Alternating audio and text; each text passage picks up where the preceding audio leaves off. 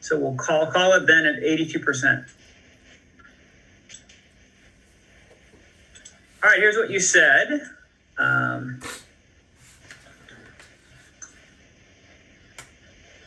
So 14% of you said it was the same, and then the rest said it was either higher or lower. So the research says that 14% of you are wrong, which means that the higher group and the lower group are right. So what happens is I put you into a team, you're going to be more extreme. Oh, team extreme, there we go. Good, easy way to remember it. This process is called group polarization. That's what your book calls it. Some books call it choice shift.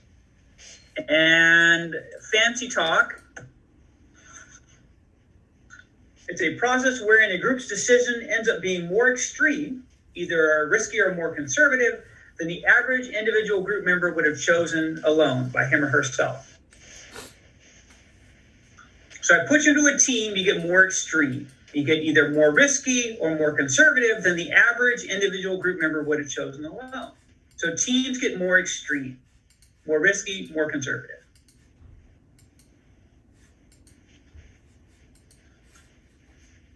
They get more extreme. Teams get more extreme compared to what the average individual group member would have chosen alone. Now, why? So teams are more extreme. Well, I think it'll make sense. So one reason is that you have a lot of arguments favoring the majority view by definition. So if you have a lot of arguments in one direction, people get more confident about it, which can cause people to be more extreme. So he should take that job because this company's doing well. Not for friends, this company, that company's doing well. And again, assuming non-pandemic times, because no one's doing really well right now. Very few companies are. Anyway, he should take that job. So that's a lot of arguments in one direction can push it to be more extreme. Or people saying, oh no, so-and-so, that company went under, and I had a friend at this company and he or she lost his or her job and blah, blah, blah, blah, blah. And so you have a lot of arguments going one direction or the other direction can cause people to be more extreme. And also, if something starts to get popular, some people like to jump on the bandwagon and kind of push things even further because it's popular. That doesn't happen when you're by yourself, right? You. So we get this momentum going from all these arguments going in one direction or the other, which can cause the team to be more extreme. Another reason, should make sense to you, is let's say that Mr. A takes the job. 5 months later, the company goes under. He shows up at your door. You look at the viewfinder, and there's Mr. A with his family. They've lost their home. Good job. No. So Mr. A comes in. And what feels worse? If you were the sole advisor to Mr. A, or you were part of a group of friends that advised Mr. A, what feels worse?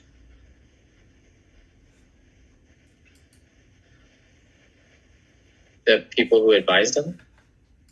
So you think it feels worse to be on a team that advised him, or worse if you were the sole advisor to Mr. A? Sole advisor?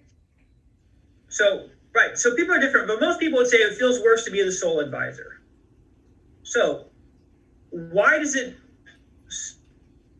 feel worse to be a sole advisor versus on a team? Because you don't share the responsibility, I guess. Right. You can blame someone else. You're like, I didn't think it was a good idea, but it was Carl. You know how he is. So there's a diffusion of, in fancy talk, there's a diffusion of responsibility. If it's just you, it's different than if you're not going to be as extreme as if you're in a group, you can blame someone else. So a lot of arguments favor the majority view, which can cause things to be more extreme, and people are often can be more extreme when they're not personally responsible. Like, I can blame someone else if it doesn't go well. So that doesn't happen when you're by yourself. That's called choice shift or group polarization. There are other names, but that's enough. Any questions about choice shift or group polarization, as your book calls it?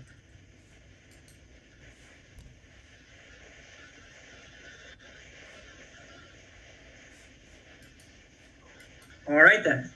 Let's get to the big one that someone mentioned already, the granddaddy of them all, the most infamous or notorious of all decision-making, team decision-making errors, groupthink. Now, there are a number of ways to define it. We'll just say that it's the tendency for very cohesive groups to make poorly reasoned decisions. So the tendency for a very cohesive group to make a poorly reasoned decision. So a group that's really tight-knit, really close, the tendency for that type of group to make a poorly reasoned decision. Now, what's the problem? Don't you want to be part of a tight group? That sounds great. There's some benefits to that. But what's the downside? What is one of the downsides of being in a really tight group? What are you less likely to do? To disagree. Right. Very good. So you're less likely to disagree. You're less likely to go against the group. And that leads to a lot of problems. People not willing to speak up and go against the group. Let's get before. So I'll give you something. So groupthink has been used to describe a lot of things in history that didn't go well. So the classic example is the Bay of Pigs invasion, which I'm sure you probably don't know offhand, so I'll refresh your memory. American intelligence officers attempted to place a brigade of 1,400 poorly equipped Cuban exiles on a beachhead of the Bay of Pigs in Cuba.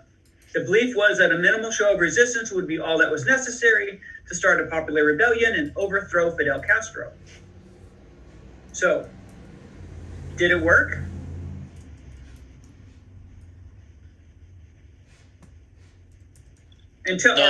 No, they got caught.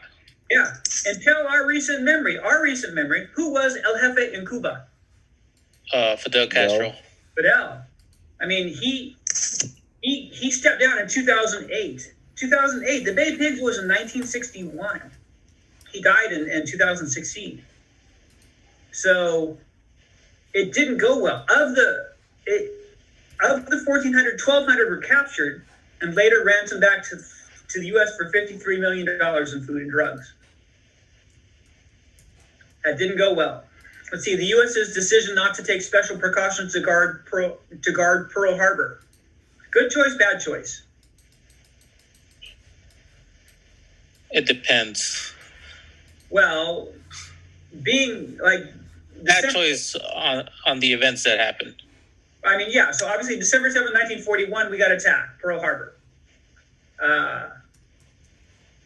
And hopefully you know about Pearl Harbor from history and not that horrible movie with Ben Affleck. Don't watch that. Anyway, so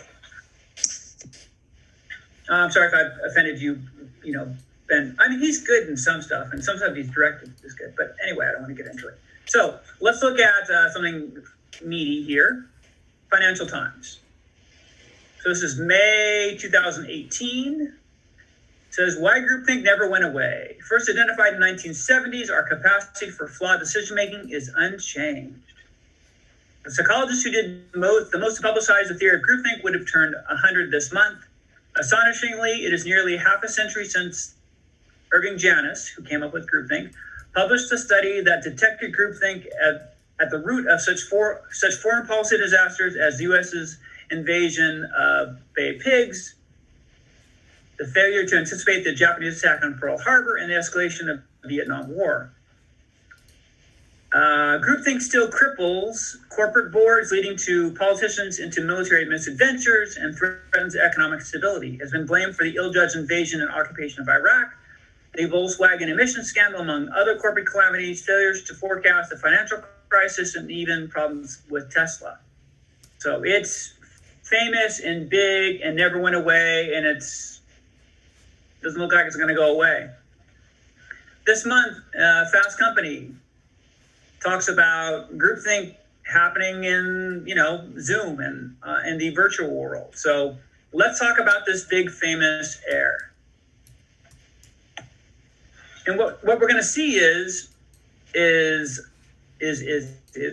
going to see, this is the article that we talked about, why good managers make bad decisions, in the Wall Street Journal. And we talked about the first 2 points. It says, what are some of the ways leaders can avoid making bad decisions? The first 2 points, we really tackled dealing with heuristics and biases and perceptual errors and biases. So now let's look at teams, and it says, you should avoid the quote yes man trap or the yes person trap. You have to bring different people and different data sources to the table. You want a no team to argue against a proposal and put some teeth behind the no team. Another idea is around governance. I've studied boards for must be 15 or 20 years now. I'm completely convinced that the biggest differentiator between high quality boards and weaker boards is the extent to which they actually engage in real debate. So, right, as you're suggesting, there are ways to fight it, as people suggest in the Zoom group chat, is like devil's advocate and putting people in there and teams in there that are empowered to say no, and that's their job, to question the group and have actually real dissent. So what we're going to do is this. I'm going to go over the symptoms of groupthink, and then we're going to watch a video of a real life situation and see whether or not you can apply what's talked about in class to the real world. And so we'll go through the symptoms, and then we will watch a video and then see how that ties in. All right, is there anything I need to go through or over again before I get to the symptoms? I think so.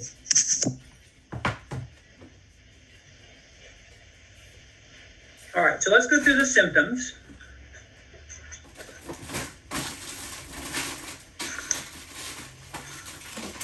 So, illusion of invulnerability. So we think we are invincible, invulnerable. Nothing can happen to us. There are warning signs out there in the environment that we should pay attention to, but we're like, no.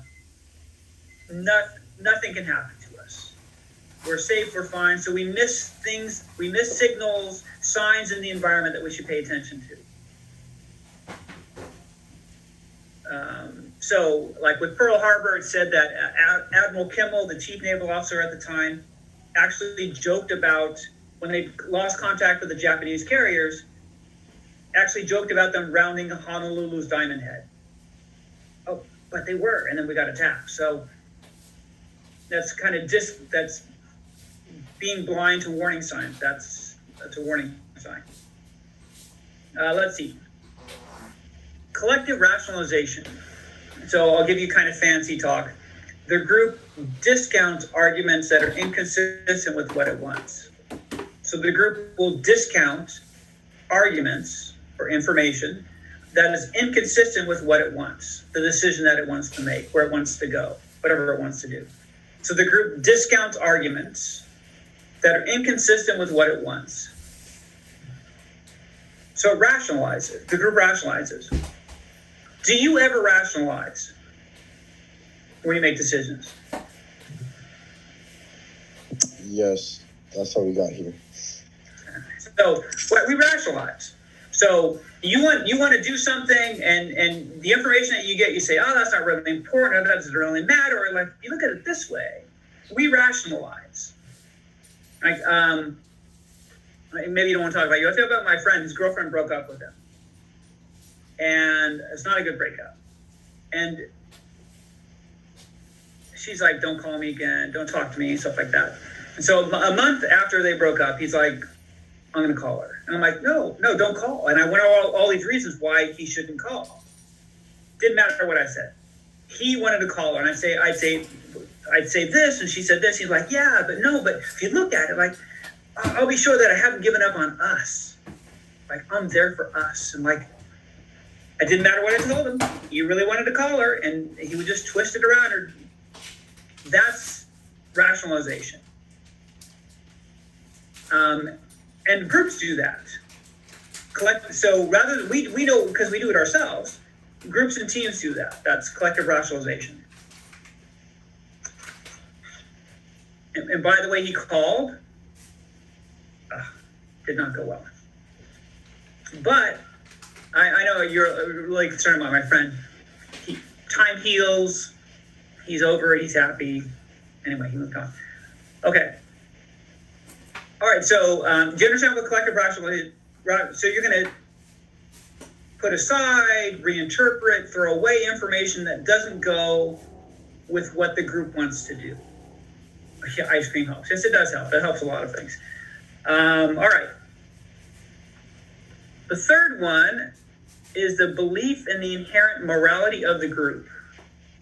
So what that means is that the group thinks its decisions are ethical, moral, right, fair. So the group thinks its decisions are ethical, moral, right, fair, good, whatever. Now you might think, well, isn't that kind of conceited? Why would a group think that? Well, there is some sort of self-serving part of that, to thinking that the decisions that your group makes are that way. But some of it is that people don't speak up. You may not think like, I don't know if that's ethical. And then no one says anything. You're like, well, it must be ethical, right? So if no one speaks up, you might think it's okay. Like, is it okay to overthrow another government? I don't know. You have your own beliefs about that. But there are several people in Kennedy's cabinet who thought it wasn't okay to try to overthrow Fidel Castro, but no one said anything. Okay, and that led to the belief that there wasn't anything wrong with it. And again, think what you want about politics, but people had moral objections, but they never voiced it, which led to the belief that no one thought there was anything wrong. And again, think what you want about politics. I want you to just understand the concept, and that's what happened with the Bay Pigs invasion. So, questions about ABC so far?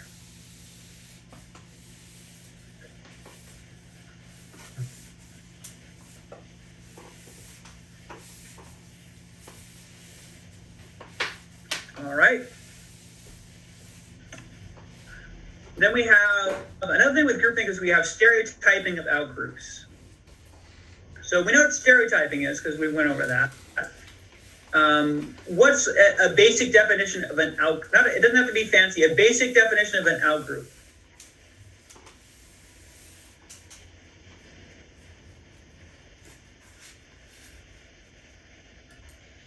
Is it like you're referring to outgroups like the ones we read in the last chapters, where people who are not very connected to basically to their bosses? Like the in-groups are people who Okay, are so right, so people that are not in that group, or that group that's tight with their boss, the out group. So people that are not in your group, we can look at it more broadly, would be in the out group. So someone who's not your friend comes to your table, again, non-pandemic times, you're like, what are you doing here? You're not like someone showed up to the Zoom meeting that's not in our class. Well, first of all, never mind. So you're like, you're not in this class. A consultant comes to your company. He or she's the out group, an outsider. Tonight at dinner, 6:00, you get a knock at your door. You look at the viewfinder, and I'm standing out there with a pot roast. You're like, ooh, oh my gosh, what's it doing here? I'm the out group. I don't know. Here's a salient one that stands out. Has anyone ever been dating someone and gone and had dinner with your boyfriend or girlfriend's parents for the first time? Anyone ever do that? Yep. Yeah. You know what it feels like to be the out group. Like one of these things is not like the other, and it's you. Anyway, so I won't tell you that story. But anyway, so we have a stereotype about the out group. So, and typically not a flattering stereotype in terms of groupthink. So if we think Cold War, communism, capitalism good, communism bad. So we have these stereotypes about people that are not in our group, which are not typically flattering. Yeah, there's a story too, but we don't have time to go into it. Needless to say, it worked out in the end. Okay, but it wasn't smooth sailing in the beginning. Anyway. All right. Next one is direct pressure on dissenters. So a dissenter is someone who goes against the group. A dissenter is someone who voices his or her objections. So when someone does that, people in the group put pressure on that person to shut up, to stop talking. And it could be like, it could be in the meeting, you might say something to that person, or you might give them a dirty look, or after the meeting, you might pull them aside and say, hey, are you a member of this team? Okay, then you need to get with the team. Okay, come on, buddy. Or whatever they call you. So you put pressure on those who dissent, that go against the group. I'll give you an example of from Enron, which I know you're tired of, but it's kind of interesting because it deals with, it's about Kevin Howard, the former broadband chief. It says Howard's first trial ended in a hung jury. In a second trial, he was found guilty of fraud, conspiracy, and falsifying records. However, shortly after his conviction, 2 jurors and 2 alternate jurors said that they were pressured by other jurors to reach a unanimous decision, even though they thought he was innocent. This is one female juror said this: "There was just so much pressure to change my vote. I felt like I had to compromise and give in to the majority because I felt there was no other choice." This female juror said at one point she said at one point a male juror tried to grab her by the shoulders to convince her to change her vote. So a male juror tried to literally change her, get her to change her vote, almost literal pressure on her because she was going against the group. And anyway, so that's direct pressure on dissenters. That can lead to, not surprisingly, individual censorship. Now, not always, but you just don't speak up. Maybe because you're worried about making people mad, maybe you feel pressure. You don't speak up. So that's individual or self-censorship. If you look at the Bay Pigs invasion, there are several people who thought it wasn't a good idea, but they didn't speak up. They just stayed quiet, so they didn't speak up. Individual censorship. That can lead to, an illusion of unanimity. So if people don't speak up and say that they object, and you take a vote and everyone says yes, well, then it's unanimous, right? Well, technically, right? All the votes were yes, but really it's fake. It's an illusion because people aren't speaking up. So there's an illusion of unanimity. It's not real because people aren't saying how they really think. John F. Kennedy said, if one person had opposed the Bay Pigs invasion, he would have canceled it. Now, would he have? I don't really know. But he said, if one person said it wasn't a good idea, I would have canceled it. But not a single person said it was a bad idea. They were unanimous. But we know after the fact, Arthur Schlesinger and other people thought it was a bad idea, but they didn't speak up. So if people don't speak up, it leads to the belief that you're unanimous. And it's not uncommon. Think about it. How many times have you ever been in a meeting and you take a vote and everyone around the room is like, aye, and you go, aye, but in your head you're like, never work. It's not gonna work. But you vote yes anyway. We do stuff like that sometimes. It's not necessarily bad, depends on the situation. But if people don't voice how they think, it leads to the belief that we're all in agreement. It's unanimous, and we're really not sometimes. The last one is H, which is self-appointed mind guards. So let's break it down. Self-appointed means I take it upon myself. So self-appointed, I take it upon myself to act as a mind guard, which is kind of an odd term. A mind guard is kind of like an intellectual bodyguard. A mind guard protects the group against negative information. So I may know stuff that says it's not a good idea, but I don't pass the information on to the group. I protect the group against that negative information, kind of like a bodyguard would be, right? A bodyguard protects a celebrity from his or her fans. A mind guard protects the group against negative information. Group information that says it's not a good idea. So Secretary of State Dean Rusk had information from military experts saying Bay Pigs invasion won't work. But he never passed that information on to people in the cabinet room. He shielded them from it. He acted as called a mind guard. He took it upon himself to say, not allow that information to make it to the discussion.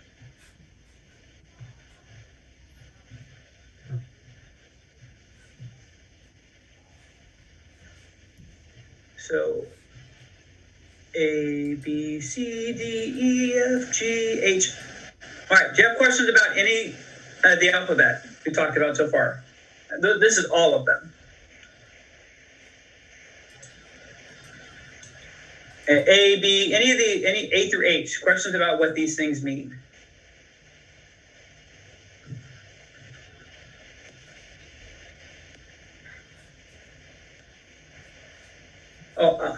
¿Hay preguntas? Nope. No, what was G? There's a bunch of questions in the. Okay, so what was B? Thank you for pointing that out. B is collective rationalization. So that means the group is going to discount, it's going to put aside, reinterpret information that goes against what the group wants. Like what we do when we rationalize, when we make decisions, groups do the same thing as well. A mind guard is someone who protects the group against negative information. So Secretary of State Dean Rusk had information from military experts saying the Bay Pigs invasion won't work, but he never passed that information on to the people when the decision was being made in the cabinet room. He withheld it because that would go against what the group wanted to do. So he acted as a mind guard. What was G? An illusion of unanimity. G is you think you're unanimous, but you're really not. So you take a vote and everyone says aye, everyone agrees, but you're not really unanimous because people aren't saying how they really feel. So several people in Kennedy's cabinet didn't think the Bay Pigs invasion was a good idea, but they never spoke up. And when he took the vote, it was unanimous. He said, if one person had said no, I would have canceled it. But everyone said yes, even though we know after the fact that several people thought it was a bad idea.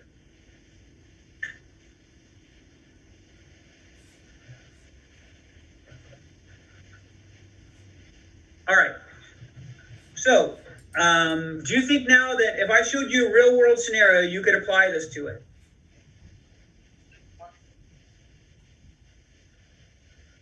All right, vamos a ver. We shall see. So what we're going to see is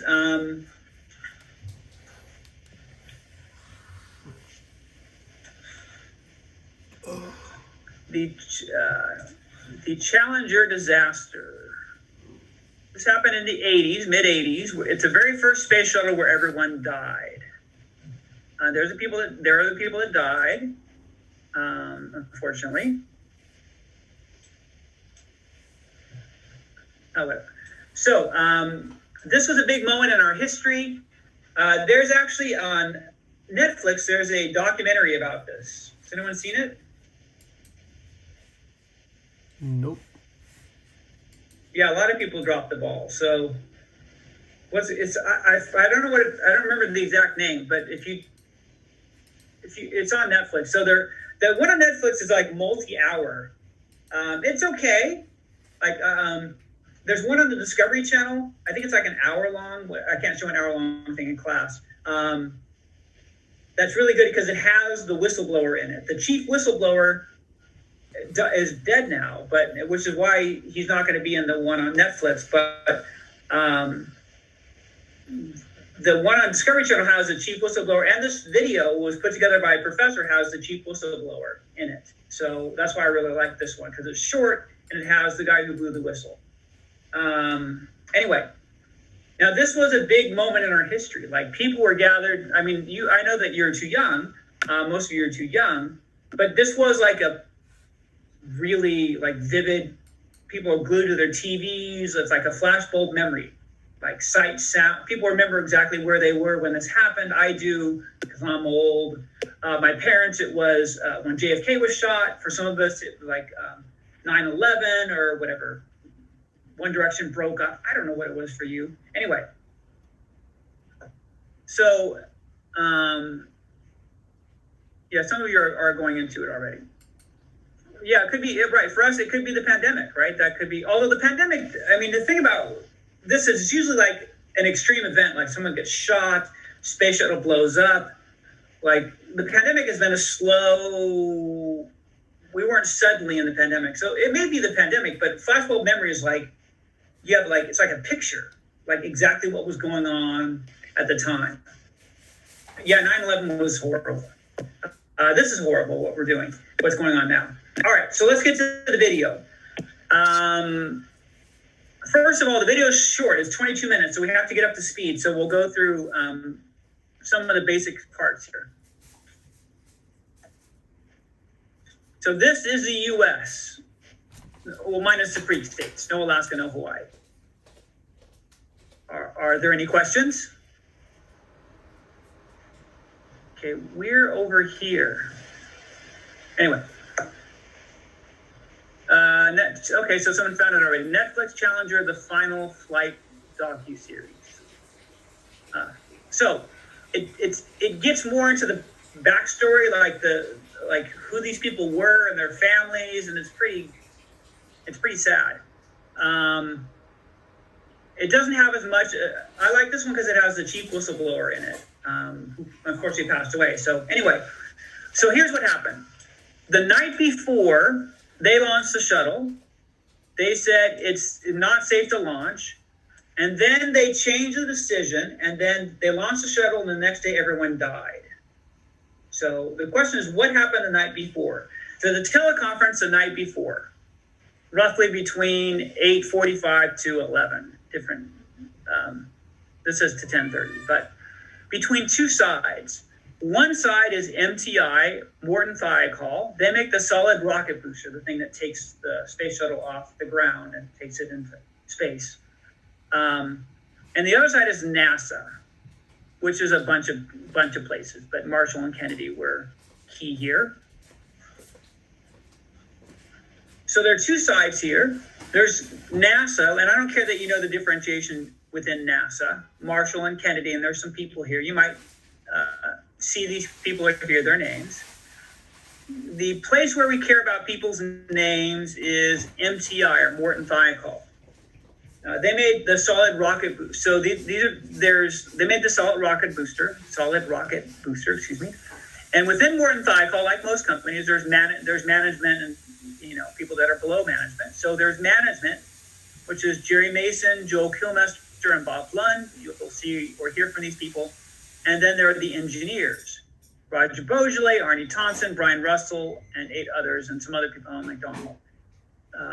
The Netflix, I think, has Brian Russell. You'll see he's quite a bit older in the Netflix thing if you watch it. But the key guy that you need to remember from this video is the guy with the arrow by his name, Roger Beaujolais. He was the chief SEAL expert, and he was the guy who blew the whistle. I mean, he had, unfortunately, post-traumatic stress disorder, and unfortunately, he's not with us anymore. But he's the main guy that you're going to see in the video. So it says Telecon 8:45 to 11 includes Thiokol off-link caucus. So they went off-link with NASA for 30 minutes and had the discussion where they said, oh, it's safe to launch, and then everyone died. So what happened? So we're going to watch the video.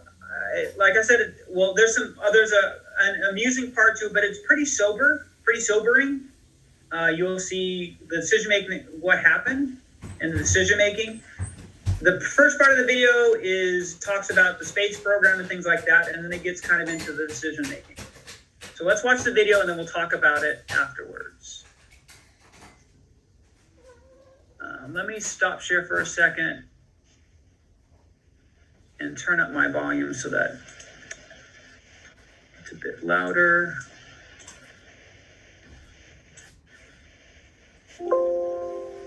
And let me reshare.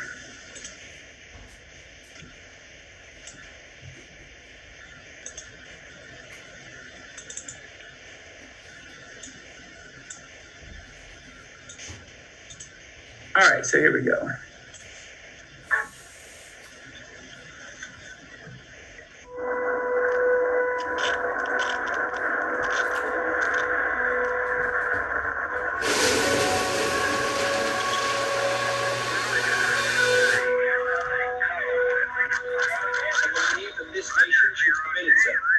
To achieving the goal before this decade is out of landing a man on the moon and returning him safely to the earth.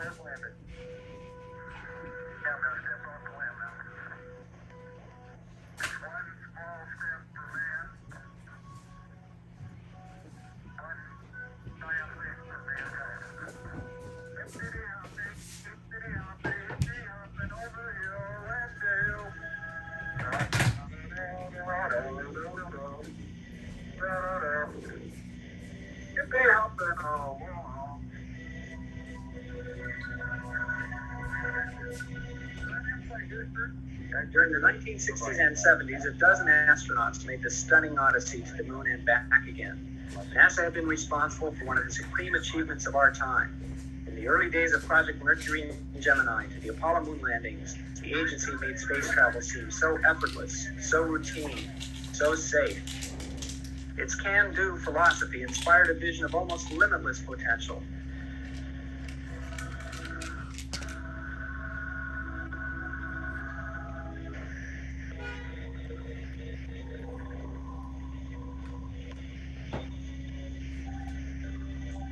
In the 1980s, the curtain rises on a new era in spaceflight for NASA.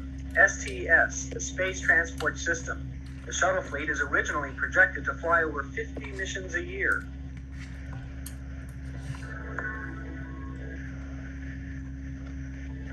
On April 12, 1981, the Space Shuttle Columbia is ready to fly. A marvel of scientific achievement, the complex shuttle is designed to be launched like a rocket, perform like a cargo truck, and land like an airplane. Roger roll. Welcome home, Columbia. Beautiful, beautiful. But the shuttle's rocket boosters contain a fatal design flaw. The reusable rocket segments are mated together in what are called field joints. The joints are sealed by a pair of rubber O-rings which keep the hot gases from blowing by the joint. For years it was known that the seals were eroding in flight and that a major malfunction could result. Roger Beaujolais was an engineer at Morton Thiokol, makers of the rocket boosters, and its top expert on the joints. But in January 1985, I was sent down to the Cape to give a presentation on the sensitivity and the design features of the joints. And while I was there, I was tasked to inspect the hardware as it was recovered from the Atlantic Ocean, as I had done in the past. I discovered that 2 joints in that vehicle contained massive hot gas blow-by, and by massive I mean on a 12-foot diameter cylinder, 110 degrees and 80 degrees of arc length, which means if you put it in layman's terms, you couldn't encompass the amount of damage by spreading your arms in trying to do so. It was much, much more than we had ever seen before. Beaujolais injects his position into the Flight Readiness Review System, but NASA continues to fly, accepting the erosion on the critical joint as an allowable risk. By the time Challenger lifts off for the 19th shuttle mission, Beaujolais is distressed by NASA and Thiokol's willingness to fly without fear of failure, and conveys his concern up the chain of command at Thiokol.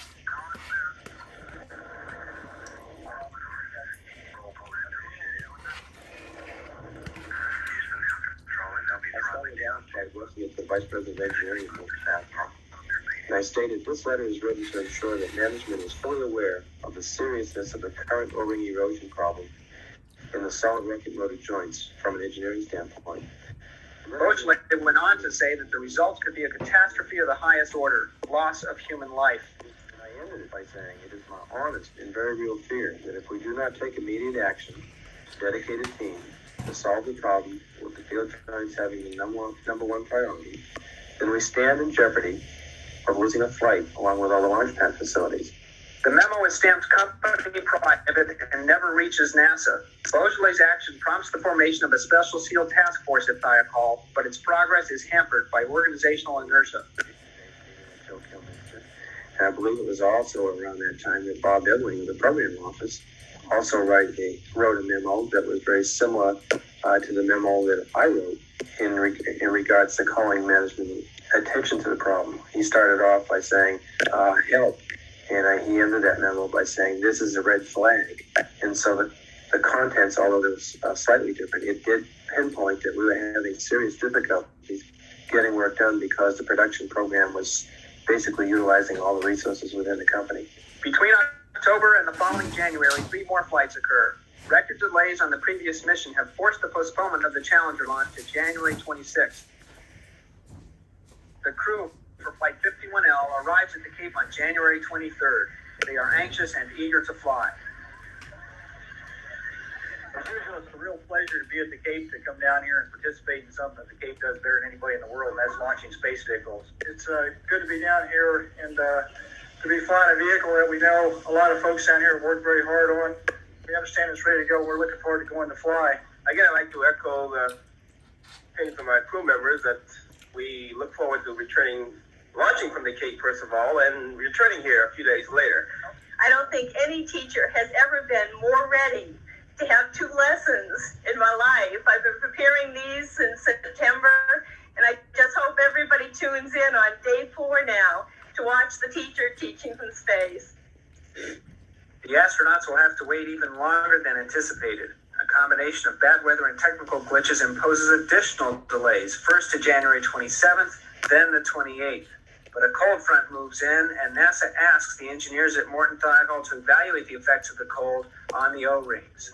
And those discussions went on, and everybody was in agreement that we should make an attempt to stop the launch at that point, if that temperature materialized.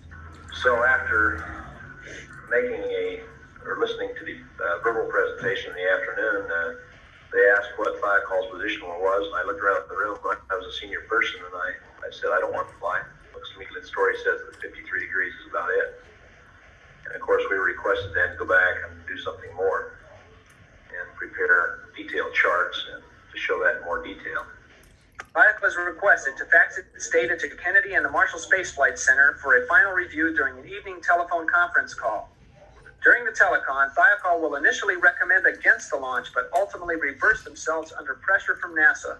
The decision-making process, according to the presidential investigation, was seriously flawed. That evening, as predicted, the temperatures dropped below freezing. The temperature at the joint is measured to be 8 degrees. It is not reported. Under the system, it was not required.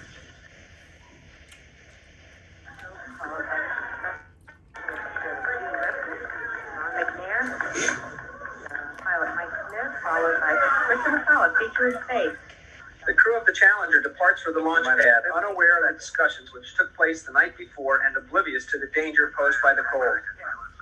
The temperature at 11:38 a.m. liftoff is 38 degrees. It will be the coldest launch on record. 4, 3, 2, 1. At the precise moment the solid rocket boosters ignite, the aft field joint on the right SRB rotates, and both O-rings, hopelessly compromised by the cold, lift off from their mating surface. They are completely vaporized as the hot gases burn through. Only a fragile seal formed by the products of combustion keeps Challenger from blowing up on the pad. And the shuttle is on its final voyage. The 25th Space Shuttle mission, and it has cleared the tower.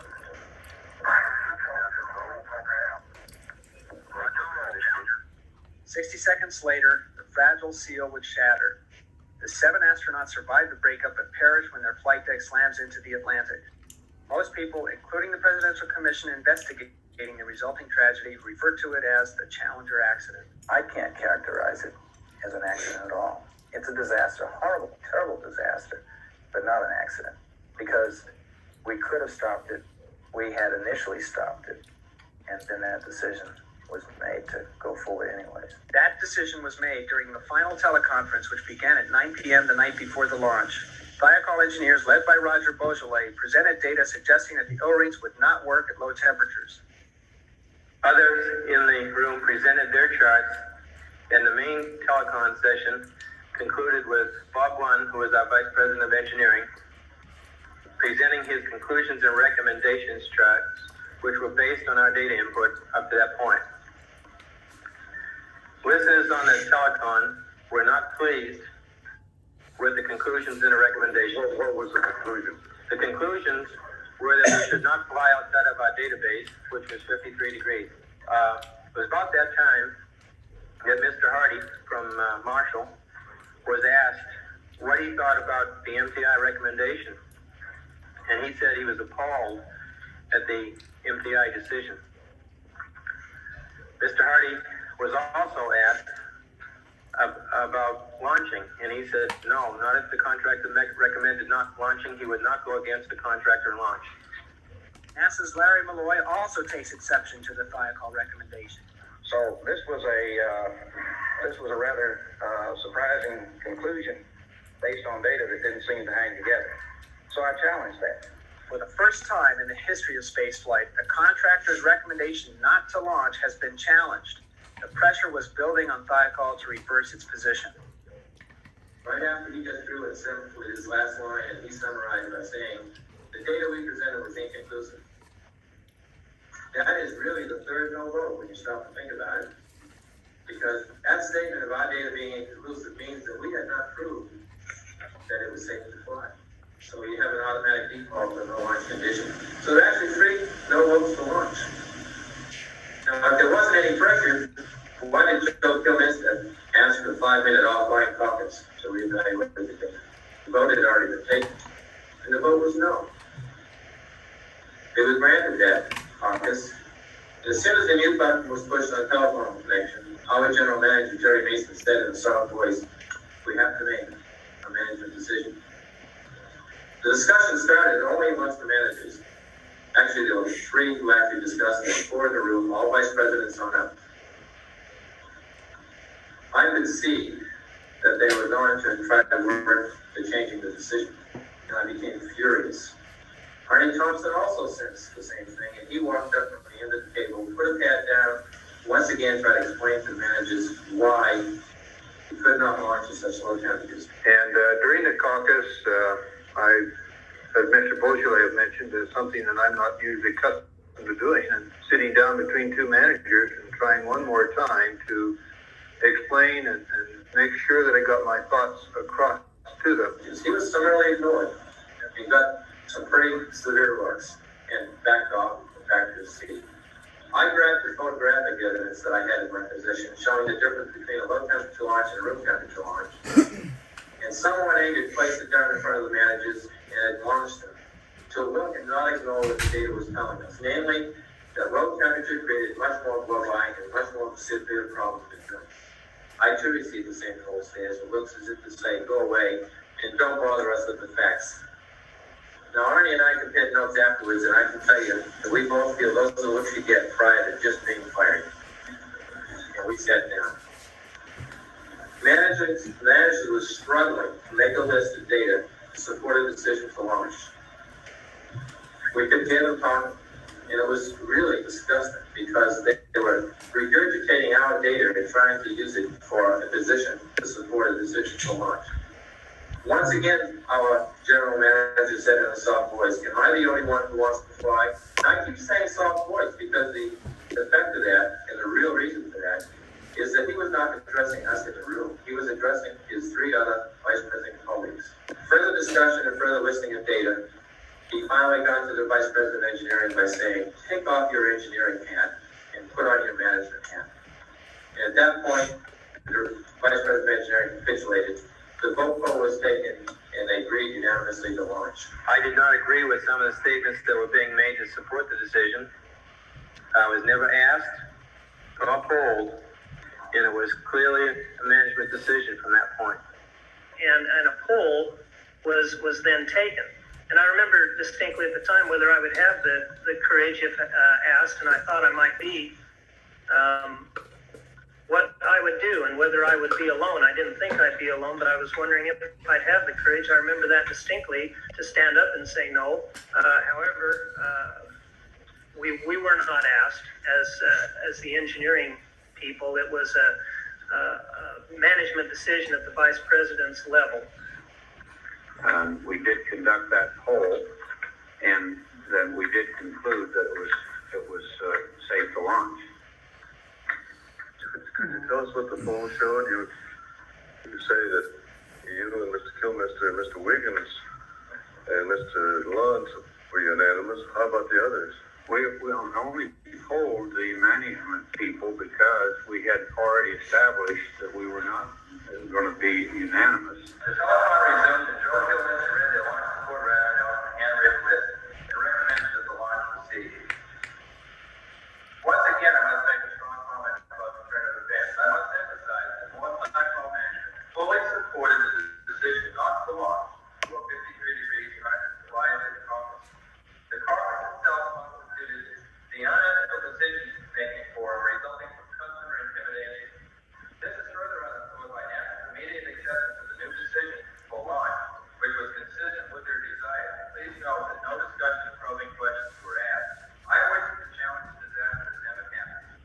Since I cannot share the context, I hope that if anything good can result from this terrible tragedy, then I desire that all academic institutions and professional societies will recognize the importance of teaching ethical behavior in decision-making situations by using actual case histories like this one to demonstrate what went wrong. I will never forget, and I hope this nation will never forget, especially the engineering management community, the supreme sacrifice that the 7 Challenger astronauts paid by forfeiting their lives for such an irresponsible launch decision.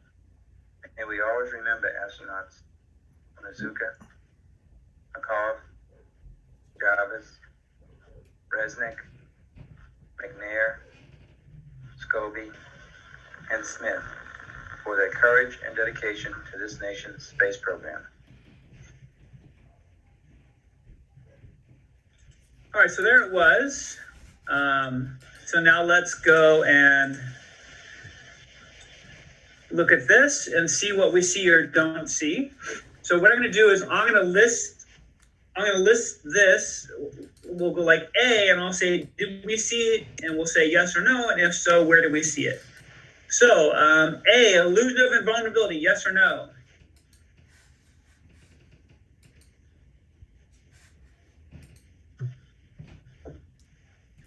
Yes.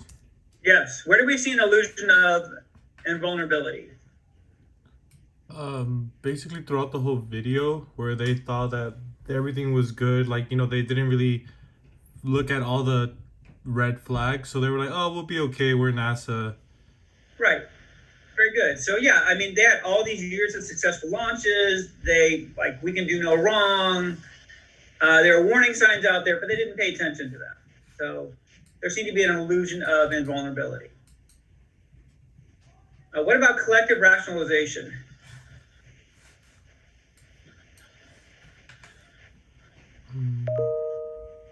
Wouldn't it be the same thing, like throughout, like everybody was just basically saying, yeah, like everything's good. It's kind of like A and B kind of fall together. Wouldn't that be true? In a way. So let's think about it.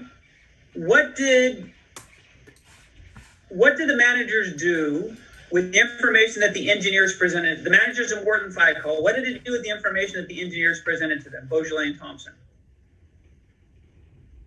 Right, they didn't listen to it, didn't he? He said, Beaujolais said they twisted them around to support their decision to launch. So they, as a group, rationalized because they really wanted to launch.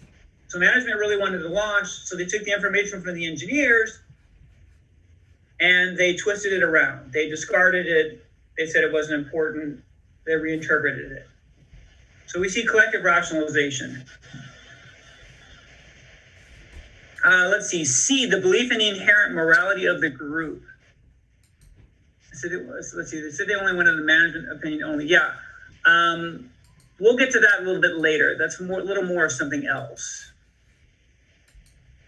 The belief in the inherent morality of the group, not a real strong one in the video. So you could make a case that there was, but it doesn't really jump out in the video that we saw here.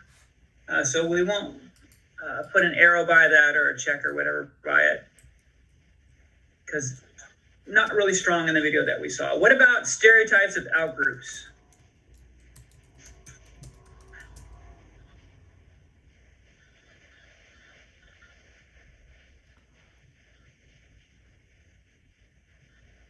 Yeah, management. Yeah, versus very engineers. good. Go ahead. I'm sorry. Oh no, she got it right. I mean, they got it right. Management So versus Bianca engineers. had said it, and then someone else was speaking. I'm sorry, interrupted. So right, man, the engineers are clearly not capable of making what? Management decisions? Right, like you're engineer. We're managers. You're engineers. Good for you. Well, it wasn't that bad, but the point was that the engineers were clearly the out group, and they thought the management thought the engineers weren't capable of making these types of decisions. So the stereotype of the out group there. What about direct pressure on dissenters?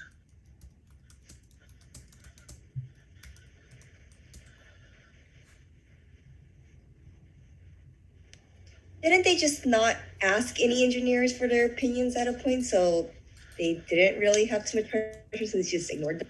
Well, I mean, certainly they were ignoring them, but what happened to Beaujolais, the guy who was on the video, and Thompson, you saw, he was interviewed a little bit. What happened when they presented the information to the managers? What were the managers giving them? They were insisting to fly. Right, but think about when Beaujolais and Thompson went to the table and they're trying to show to the managers why they couldn't launch at cold temperatures. They said the managers gave them like dirty looks, like the type of looks that you get right before you're going to get fired. And then they decided to back off. The engineers were dissenting. Managers were putting pressure on them to shut up, to stop. So that's one level where we saw direct pressure on dissenters. Clearly, Morton Thiokol was dissenting against NASA, and NASA put pressure on Morton Thiokol.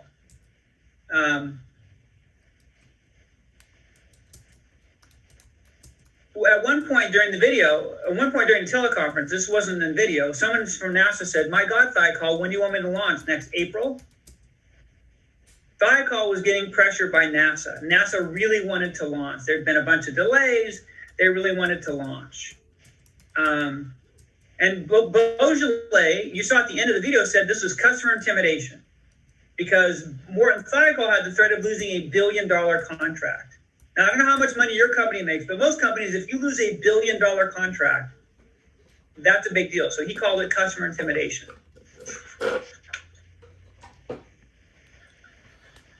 Let's see.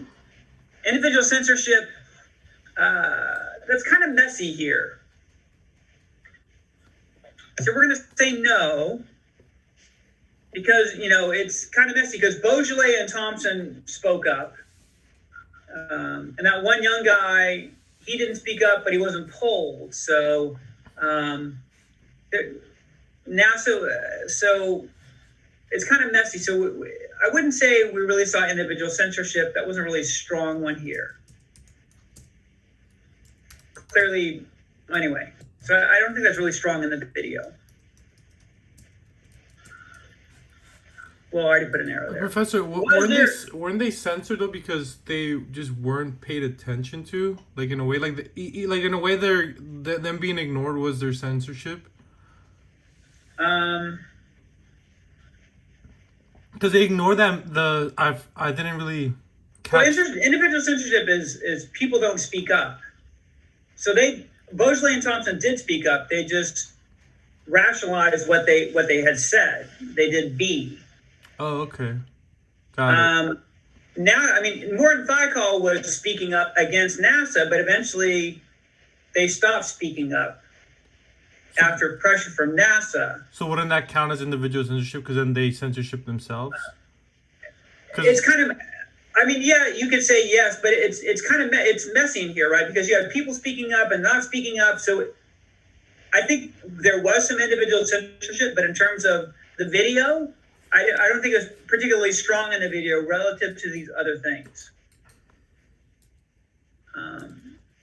Yeah, I think it's right. It's better if they just were, you know, NASA had this belief that, you know, they sold Congress on the idea that you could launch, you could make, this is like not a very useful thing. You could launch all the time, and they had all these delays, and they had all this pressure. I'm responding to the Zoom group chat. They had all this pressure to do these launches, and that, you know, they shouldn't have done it. They should have waited, had more delays so that it would be safe. I mean, but yeah, it wasn't a lot of common sense to allow those other pressures to overwhelm the most important thing, which was the safety of the crew and other secondary things like the equipment and things like that. Let's see, illusion of unanimity. Now remember, the senior manager was being interviewed during the what was it called? The task force was interviewing them. The congressional committee. No, it wasn't congressional committee. It was the task force or the committee for looking at the Challenger. Sorry, I'm blanking on the name right now. Anyway, and they asked him. They asked the senior manager. He said it was like unanimous, essentially. And then they said, well, what do you mean it was unanimous? He said, well, we only polled the management people because we knew it was not going to be unanimous. So there's an illusion of unanimity, but it wasn't real, right? Because think about it. Why is it illusion? Because think about it. NASA, Morton Thiokol goes offline. And then there's a discussion, and then the managers discard the information from the engineers. And then they go back to NASA and they say it's okay to launch. Now, NASA assumes that it's unanimous. NASA doesn't know that. They only polled the management people and cut out the engineers. So it seems unanimous. And even the guy from Morton Thiokol, the senior manager, said it was unanimous, essentially, until they said, well, what do you mean? And said, well, we only polled the management people. So there's an illusion of unanimity. It wasn't real. And self-appointed mind guards, I got to finish up here. Yes, the senior manager at Morton Thiokol didn't allow the information, only polled the management people and prevented the information from the engineers making it to NASA. So he acted as a mind guard. And nobody told the astronauts either. No, they didn't know. So yeah, there was a lot of protecting of information.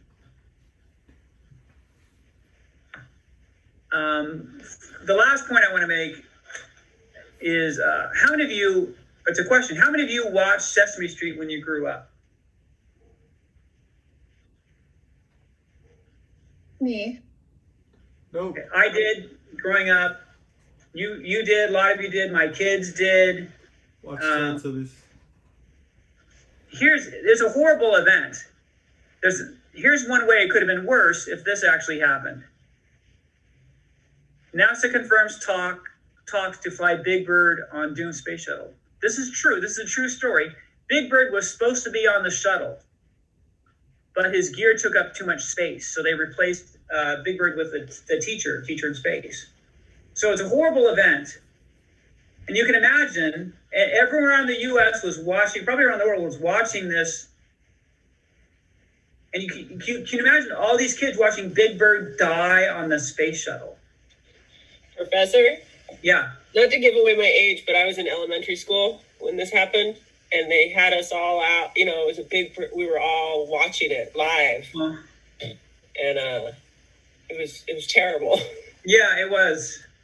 It was. I wasn't in elementary school. I was older, but I'm not gonna say how old. But I was in school at the time, but not elementary school.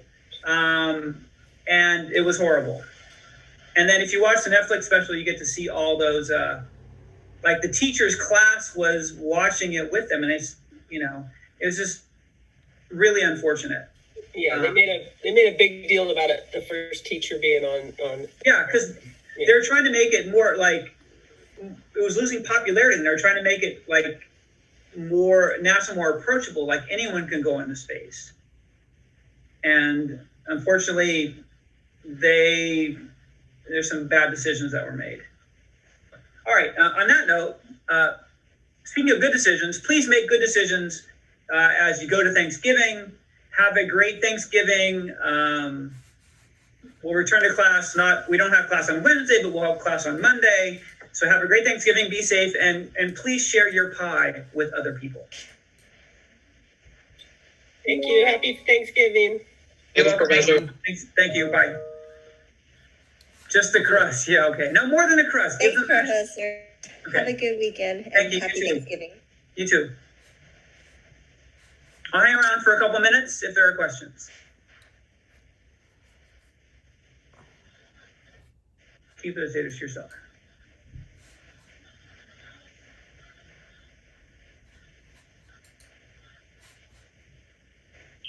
Professor? Yeah. Real quick, can you explain again what individual censorship is? Oh, there's no individual, individual censorship. Okay, there we go. So that means that people don't speak up. How is that one different from illusion of That can lead to it. So if people don't speak up, it can lead to an illusion of unanimity. But it's a separate thing. It's people not speaking up. That's individual censorship or self-censorship. That can lead to an illusion of unanimity. So the think about the Challenger disaster. People did speak up. I mean, Beaujolais and Thompson did speak up, and the engineers weren't on board, but management wanted to launch. And then when the final vote, when the teleconference resumed, Morton Thiokol said it's safe to launch. NASA assumed that it was unanimous, but it really wasn't unanimous. So there was some individual censorship and there wasn't some individual censorship. So unanimity thinks we think we're unanimous, but they weren't unanimous. Beaujolais and Thompson spoke up, but then they couldn't speak up anymore because they weren't polled. And that young guy said, I wasn't sure if I had the courage to speak up, but I wasn't polled. It was a senior management issue. So they're related to each other, but they can be different. Okay, that makes more sense now. Okay.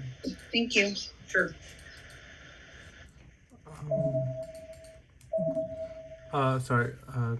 Professor. Yeah.